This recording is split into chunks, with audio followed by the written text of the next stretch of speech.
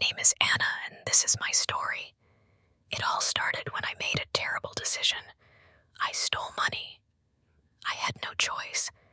I didn't want to, but life gave me no other option. Let me tell you everything. I have a younger brother. He is everything to me. One day, he got into serious trouble. He owed a large amount of money to some very dangerous people. They told him, "If you don't pay, we will kill you." He came to me crying and begged for help. I didn't know what to do. I had no money, and I couldn't ask anyone. But then I thought about Alex. Alex is a rich guy. He has everything: money, cars, a big house. He has liked me for a long time, but I don't feel the same about him. He always said, "I can give you anything, Anna, but you must be mine." I didn't love him. How could I ask him for help? But my brother's life was in danger. I couldn't let anything happen to him. So I went to Alex. "Alex, I need your help," I said. "My brother is in trouble. Please lend me some money." Alex smiled and said, "I will give you all the money you need, Anna. But there is one condition." "What is it?" I asked, feeling nervous. "You must marry me," he said. I froze. I couldn't believe his words. How could he say that at such a time? I told him no. I told him I didn't love him. But Alex didn't care. He said, "If you want the money, you must be mine." I was desperate. My brother needed me. I thought about it and finally agreed. Alex handed me the money. I took it, but deep down, I knew I couldn't marry him that night. I went to his house again. I wanted to return the money and end this, but Alex didn't listen. He came closer to me, smiling in a way that made me feel scared. I panicked on the table. There was a VOS. I grabbed it and hit Alex with it. He fell down. I didn't wait. I took the money and ran. I ran for a long time until my legs felt weak. Then I saw a small house. It was quiet and the lights were off. I knocked on the door.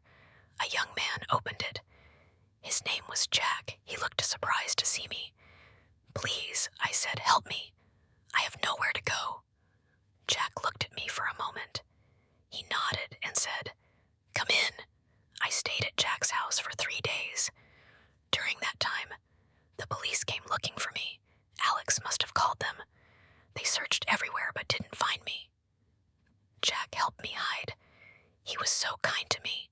I told Jack everything about my brother, about Alex, and why I stole the money.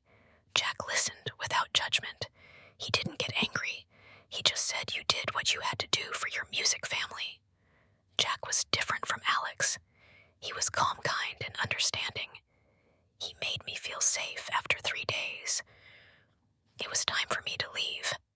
I didn't want to, but I couldn't stay there forever. I thanked Jack for everything and said goodbye, but something strange happened. As I walked away, I couldn't stop thinking about him. His face, his voice, his kindness. It was all I could think about. Why can't I stop thinking about Jack? I asked myself, do I like him? No, it's not possible. I just met him. But the more I thought about it, the more I realized the truth. I did like him, no. I loved him. I didn't know what to do. Should I go back and tell Jack how I feel? Or should I keep running? My heart was full of questions. But one thing was clear. I couldn't forget him. Jack changed my life. He showed me what kindness and love really mean. And now I can only hope that one day I'll see him again. Days turned into weeks. But my thoughts didn't change. I couldn't forget Jack. Every time I closed my eyes, I saw his face. Every time I sat alone, I remembered his words. My heart was restless. My brother was safe now. I had used the money to pay off his debt. The dangerous people left him alone, and I was happy about that.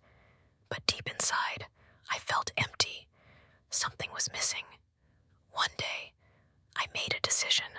I would go back. I didn't know if Jack would accept me, or even want to see me, but I had to try. I packed a small bag and started my journey when I reached Jack's house. My heart was beating fast. What if he was angry? What if he didn't want to see me again? I stood at the door, unsure of what to do, Haley. I knocked, the door opened, and there he was, Jack. He looked surprised to see me. Anna, he said. You're back, yes, I said, my voice shaking. I came to thank you again and to tell you something. Jack stepped aside and let me in. We sat down at the small table in his living room. I looked at him, trying to find the right words. Jack, I began, you were so kind to me. You helped me when no one else would. I can't stop thinking about you. I think I've fallen in love with you. Jack looked at me, his eyes full of emotion. For a moment, he didn't say anything. I felt nervous. Did I make a mistake finally? He smiled. Anna, he said, I've been thinking about you too. I missed you every day since you left. I didn't know if I would ever see you again, but I hoped you would come back. My heart felt like it was going to burst. You mean you feel the same way, yes, he said. I do. We sat in silence for a moment, just looking at each other. I couldn't believe it. Jack cared about me as much as I cared about him. Over the next few weeks, Jack and I spent a lot of time together. He showed me his garden, his favorite books, and even his old guitar. He made me laugh and feel safe. Something I hadn't felt in a long time. But life wasn't so simple. Alex hadn't given up. He wanted revenge. One evening, while Jack and I were sitting outside, we heard a car approaching. My heart sank. I knew it was Alex. He got out of the car with two men. They looked angry. Alex walked toward us. Anna, he said, you thought you could steal from me and run away. Jack stood up and stepped between us.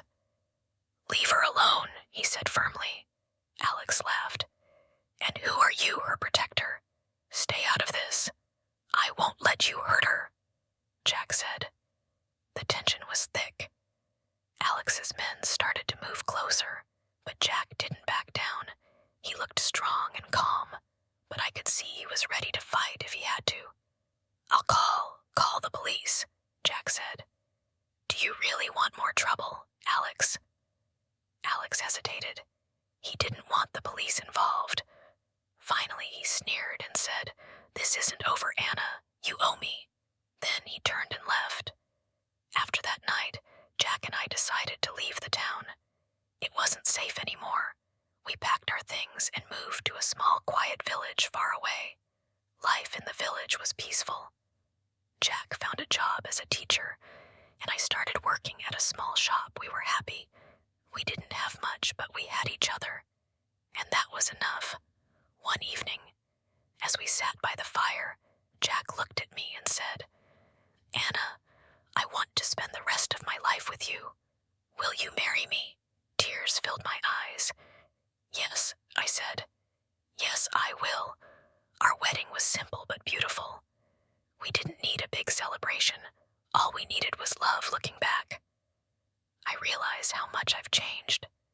I made mistakes, but those mistakes led me to Jack. He taught me what it means to love and to be loved. Now every morning when I wake up, I see Jack beside me, and I feel grateful. My life isn't perfect, but it's filled with love, and that's all I could ever ask for.